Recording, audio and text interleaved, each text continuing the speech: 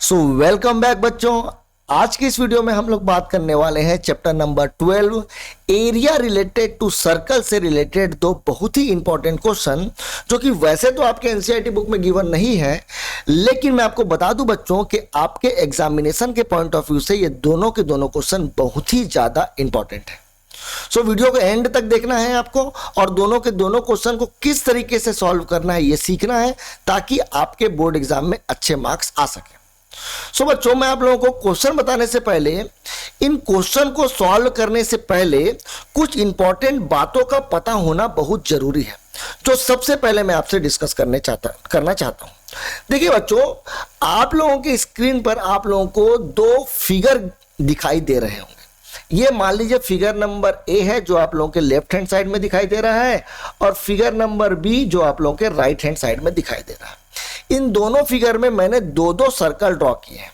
जो left hand side जो figure दिखाई दे रहा होगा, यानी ये वाला जो फिगर है, ये दोनों के दोनों सर्कल एक दूसरे को टच करते हुए दिखाई दे रहे हैं इस पॉइंट पर। वैसे ही अगर दूसरे फिगर को आप लोग ध्यान से देखें तो दूसरे फिगर में भी ये दोनों के दोनों सर्कल एक दूसरे को इस पॉइंट पर टच करते हुए मेरे को नजर आ रहे हैं। तो ये वाला पॉइंट भी दो सर्कल टच कर रहे हैं, और ये वाला पॉइंट भी दो सर्कल टच कर रहे हैं। दोनों में फर्क क्या है? तो दोनों में फर्क ये है कि ये सर्कल एक दूसरे को एक्सटर्नली टच कर रहे हैं, और ये सर्कल एक दूसरे को, ये दोनों सर्कल एक दूसरे को यहां पर इंटरनली टच कर रहे हैं, अंदर से टच कर रहे हैं, इंटरनली टच कर रहे हैं। तो ये बात तो हम लोग को देख करके ही क्लियर हो गया कि यहां पर भैया ए जो फिगर है उसमें दो सर्कल जो है एक दूसरे को एक्सटर्नली टच कर रहे हैं, यानी दोनों सर्कल बाहर है और एक दूसरे को टच कर रहे हैं। और दूसरे जो फिगर है, यानी जो बी फिगर है, उसमें भी सर्कल दोनों एक दूसरे को टच कर रहे हैं, लेकिन यहां पर ये दोनों एक दूसरे को इंटरनली टच कर रहे हैं।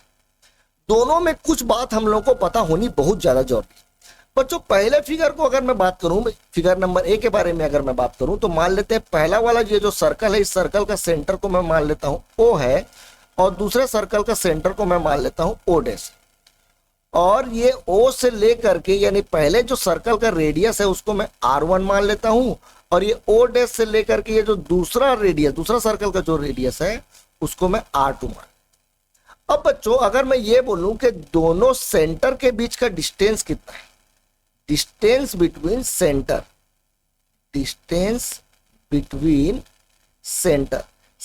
के बीच का डिस्टेंस कितना है अगर मैं बोलूं, तो आप बोलेंगे R1 प्लस R2 है। यानी R1 में अगर मैं R2 को जोड़ दूं तो दोनों के बीच का ये जो डिस्टेंस है वो डिस्टेंस मेरे को पता चल जाए। यानी कि अगर दो सर्कल एक दूसरे को एक्सटर्नली टच कर रहे हैं तो उस केस में दोनों के सेंटर के बीच का जो डिस्टेंस होगा वो R1 प्लस R2 होगा। वहीं पर अगर दूसरे केस में मैं बात करूं बच्चों, दोनों के दोनों सर्कल एक दूसरे को इंटरनली टच कर रहे हैं। अगर पहले सर्कल के रेडियस के बारे में बात करें तो देखिए, ये सेंटर था, यहां से लेकर के ये पूरा जो लेंथ है, ये पहला रेडियस है हमारा, यानी बड़े सर्कल का रेडियस है, मान लेते हैं वो R1 है। और छोटा सर्कल, यानी यहां पर इसका सेंटर था, और यहां से यहां तक का डिस्टेंस जो है वो R2 है। अब अगर इन दोनों के बीच का मेरे को डिस्टेंस बताना हो, ये डिस्टेंस अगर मेरे को बताना हो, तो ये जो दोनों के बीच का डिस्टेंस है बच्चों, ये पूरा डिस्टेंस R1 था, यहां से लेकर के यहां तक का जो डिस्टेंस था वो R1 था, और ये जो छोटा डिस्टेंस है वो R2 है। यानी कि इसके डिस्टेंस बिटवीन, अगर मैं सेंटर के बारे में बात करूं, डिस्टेंस बिटवीन सेंटर के बारे में अगर मैं बात करूं, तो दोनों के बीच का जो सेंटर होगा वो R1 माइनस R2। ये इंपॉर्टेंट बात का आप लोगों को ध्यान रखना है कि अगर एक्सटर्नली टच कर रहा है तो दोनों के बीच के सेंटर का जो डिस्टेंस होगा वो R1 प्लस R2 के बराबर होगा, और अगर दोनों एक दूसरे को इंटरनली टच कर रहा है तो दोनों के बीच का जो डिस्टेंस है वो R1 माइनस R2 के बराबर होगा। यहां पर मैंने थोड़ा मिस्टेक किया था। सो अब आते हैं हम लोग क्वेश्चन की तरफ आगे बढ़ते हैं। क्वेश्चन में देखिए बच्चों, पहला जो क्वेश्चन है, इस क्वेश्चन में बोला गया है टू सर्कल्स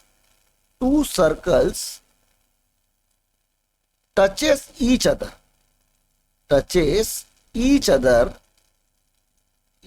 अदर एक्सटर्नली।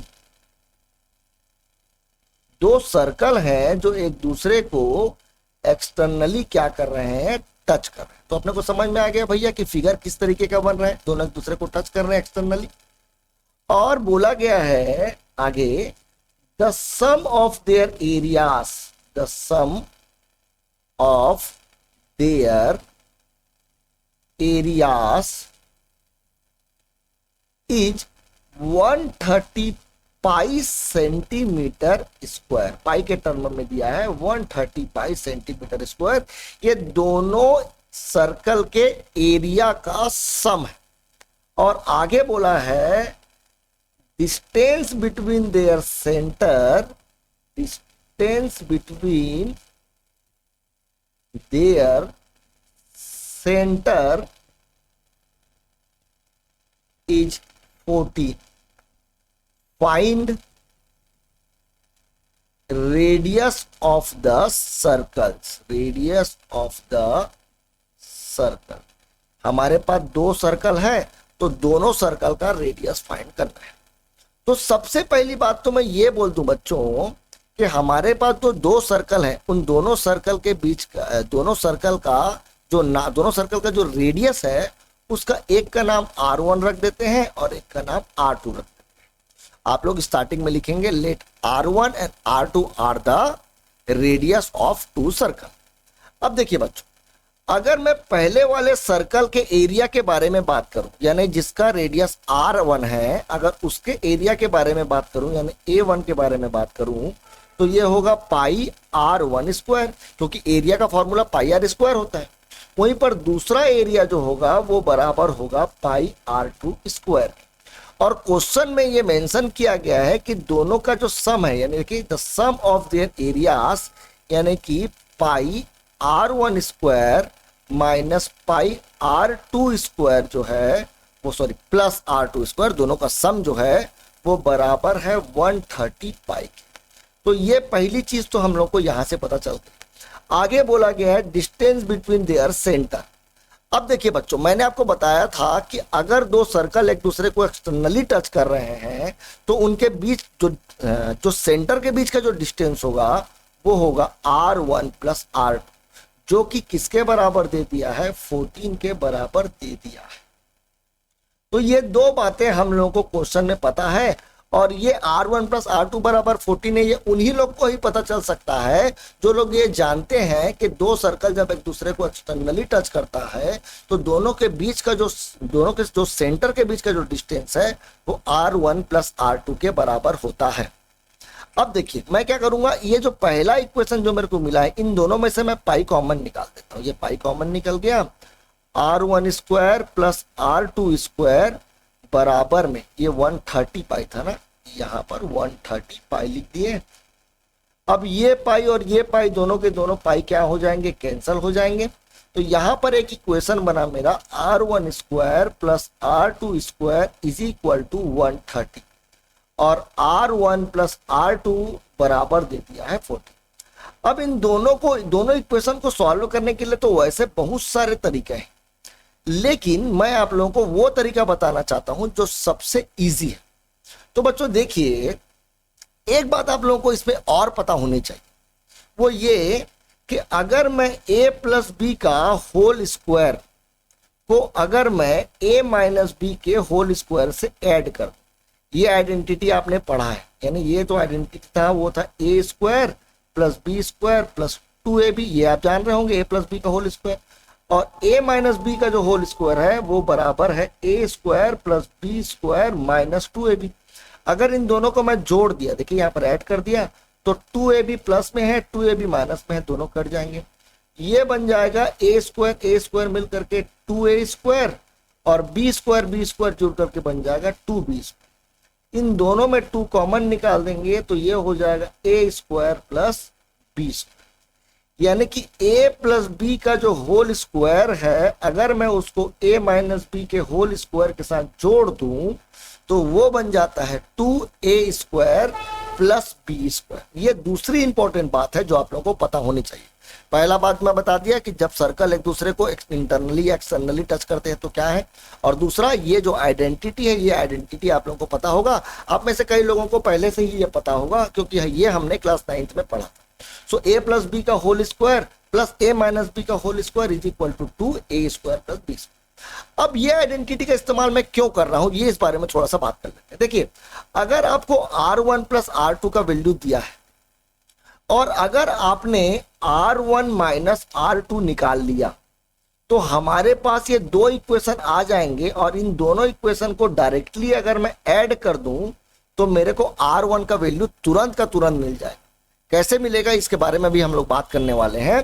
तो ये हम लोगों को ऐसा पता होना चाहिए कि R1 प्लस R2 भाई हमको पता है, तो हमको R1 माइनस R2 निकालना है।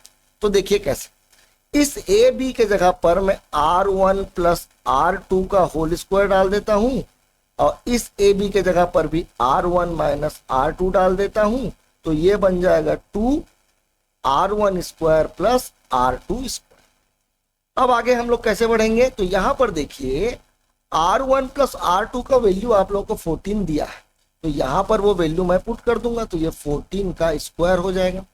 R1 माइनस R2 मेरे को इस बार निकालना है तो इसका मैं होल स्क्वायर कर दिया, 2 के जगह 2 कर दिया। और देखिए R1 square plus R2 square का वैल्यू भी आप लोगों को दिया है जो कि 130 के बराबर है, इंटू 130 कर देते हैं। 14 का जो स्क्वायर होता है बच्चों वो 196 होता है और प्लस में R1 माइनस R2 का whole square is equal to ये हो जाएगा कितना, 260। सो R1 माइनस R2 का होल स्क्वायर कितना हो जाएगा, इसको इधर ट्रांसफर कर देते हैं, 260 में 196 माइनस कर दें तो 260 में अगर 190 से आप लोग माइनस करो बच्चों तो आप लोगों को 64 मिलेगा और R1 माइनस R2 का होल स्क्वायर बराबर हो गया 64 के। तो देखिए हमने R1 माइनस R2 निकाल लिया है, 64 का स्क्वायर रूट आ जाएगा 8। तो यहां पर देखिए आपको R1 प्लस R2 पता था जो कि किसके बराबर था, 14 के, और R1 माइनस R2 आपने अपना दिमाग का प्रयोग करके 8 निकाल लिया है। अगर इन दोनों इक्वेशन को मैं ऐड कर तो ये हो जाएगा R1 plus R2 plus R1 minus R2 बराबर हो जाएगा 14 प्लस 8।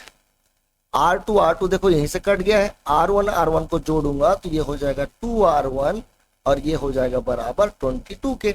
11 2 1 जा 2 और 2 11 जा 22। सो R1 का वैल्यू मेरे को 11 सेंटीमीटर दिख रहा है। अब R1 निकल गया है तो इस R1 का वैल्यू को इस इक्वेशन में आप पुट कर देंगे। सो 11 प्लस R2 बराबर हो जाएगा 14, तो R2 हो जाएगा हमारा 14 minus 11 which is equal to 3। तो यहां पर देखिए हमने R2 भी फाइंड कर लिया है।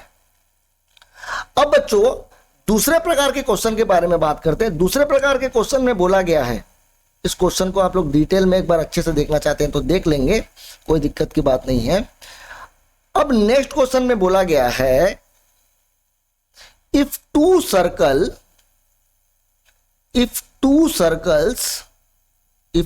सर्कल्स टचेस ईच अदर, फिर से बोल रहा है टच कर रहा है, टचेस ईच अदर, लेकिन इस बार बोल रहा है इंटरनली। और फिर से बोला है सम ऑफ एरिया, फिर से सम ऑफ एरिया इस बार मैं आप लोगों को दे देता हूं 116 पाई सेंटीमीटर स्क्वायर, ठीक है। और इस बार दोनों के बीच का डिस्टेंस बिटवीन सेंटर फिर से दे दिया है, डिस्टेंस बिटवीन सेंटर फिर से दे दिया है जो कि बराबर है, मान लेते हैं 6 सेंटीमीटर के। अब देखिए फिर से R1 और R2 को रेडियस मान लेंगे। पहला इक्वेशन कैसे मिलेगा, तो पाई R1 square plus pi R2 square, दोनों के एरिया का सम किसके बराबर है, 116 पाई के बराबर है। और अगर दो सर्कल एक दूसरे को इंटरनली टच कर रहे हैं बच्चों तो दोनों के बीच के दोनों के सेंटर के बीच का जो डिस्टेंस होगा वो R1 माइनस R2 कहलाएगा, जो कि 6 दिया हुआ है। तो इस बार R1 माइनस R2 दिया है, आप लोगों को क्या निकालना है, R1 प्लस R2 निकालना है। कौन सा आइडेंटिटी लगाएंगे, तो वही सेम आइडेंटिटी लगाएंगे। देखिए इन दोनों में से पाई कॉमन निकाल के हम लोग इसको काट देंगे, तो ये R1 square plus R2 square जो है वो 116 दिख जाएगा। अब R1 प्लस R2 का whole square plus R1 minus R2 का होल स्क्वायर किसके बराबर है, 2R1 square plus R2 square के बराबर है। अब R1 प्लस R2 तो इस बार निकालना है, तो इसको एज इट इज लिख देंगे, प्लस R1 माइनस R2 6 दिया है, तो 6 का स्क्वायर हो जाएगा 36, 2 into R1 square plus R2 square 116 के बराबर है, तो यहां पर मैं 116 लिख दिया। सो R1 प्लस R2 का whole square plus 36 is equal to, अगर इन दोनों को मैं मल्टीप्लाई कर दूं बच्चों तो ये हो जाएगा 232। इसको उठाकर इधर ट्रांसफर कर देते हैं, तो R1 प्लस R2 का होल स्क्वायर बराबर हो जाएगा 232 माइनस 36। 232 में अगर मैं 32 माइनस करता तो 200 बचता, और 4 और माइनस कर दूंगा तो अब ये 196 बचेगा। सो R1 प्लस R2 इस बार मैंने निकाल लिया है, जो कि बराबर होगा R1 प्लस R2 किसके बराबर होगा, तो 196 का स्क्वायर रूट निकालेंगे तो ये हो जाएगा 14, और R1 माइनस R2 आप लोगों को 6 दिया है। फिर से अब इन दोनों इक्वेशन को ऐड कर देंगे तो 2R1 मिल जाएगा, R2 कैंसिल हो जाएगा, और ये बराबर हो जाएगा 20 के, 2 1 जा 2 10 जा। सो R1 मैंने निकाल लिया है 10, और R2 का जो वैल्यू है इस इक्वेशन में अगर मैं पुट कर देता हूं तो 10 प्लस R2 बराबर 14, तो R2 का वैल्यू जो है वो मेरे को 4 नजर आ रहा है। उम्मीद करता हूं आप लोगों को ये दोनों क्वेश्चन बहुत अच्छे से क्लियर होगा। अगर आपने ये क्वेश्चन ठीक से नहीं समझा तो एक बार फिर से वीडियो को रिवाइंड करके क्लियरली देख लें, क्योंकि ये क्वेश्चन बहुत ही ज्यादा इंपॉर्टेंट है और आपके एग्जाम में पूछा जा सकता है। इस वीडियो के लिए थैंक यू।